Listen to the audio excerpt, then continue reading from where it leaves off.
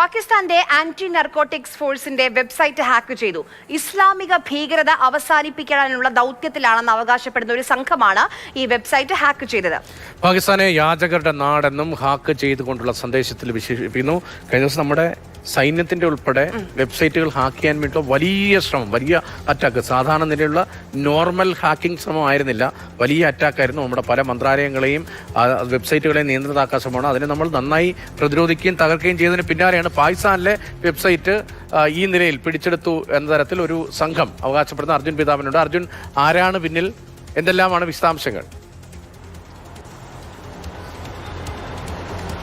ഇന്ന് ഉച്ചയ്ക്ക് 2:45 ഈ ഹാക്കിംഗ് ശ്രമം നടന്നതും അത് ഇന്ത്യയുമായി ബന്ധപ്പെട്ടുള്ള ഹാക്കർമാർ വിജയിപ്പിച്ചെടുത്തിരിക്കുന്നതും. പാകിസ്ഥാന്റെ ഭാഗത്തു നിന്നുമുണ്ടായ സൈബർ ആക്രമണത്തിൽ നിന്നൊരു വ്യത്യാസമുണ്ട്.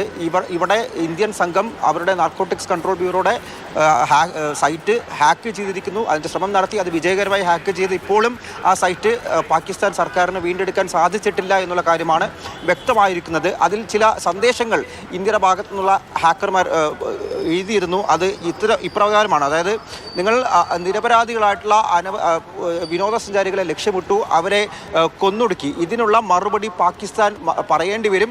ആ മറുപടി ഇന്ത്യ പറയിപ്പിക്കുമെന്നുള്ള കാര്യം, ഒപ്പം തന്നെ ചോര കൊണ്ട് തുടങ്ങിയ കളിക്ക് ചോര കൊണ്ട് തന്നെ മറുപടി പറയേണ്ടി വരും എന്നുള്ള തരത്തിൽ ചില സന്ദേശങ്ങളാണ് ഇപ്പോൾ എന്തായാലും ഈ വെബ്സൈറ്റ് ഹാക്ക് ചെയ്ത് ആ വെബ്സൈറ്റിൽ തന്നെ ഇന്ത്യൻ സംഘം എഴുതി വെച്ചിരിക്കുന്നത്. ഒപ്പം ഈ ആക്രമണം നടന്നതിന് പിന്നാലെ ഇന്ത്യയിൽ വലിയ രീതിയിൽ വൈറലായ ഒരു ചിത്രമുണ്ട്.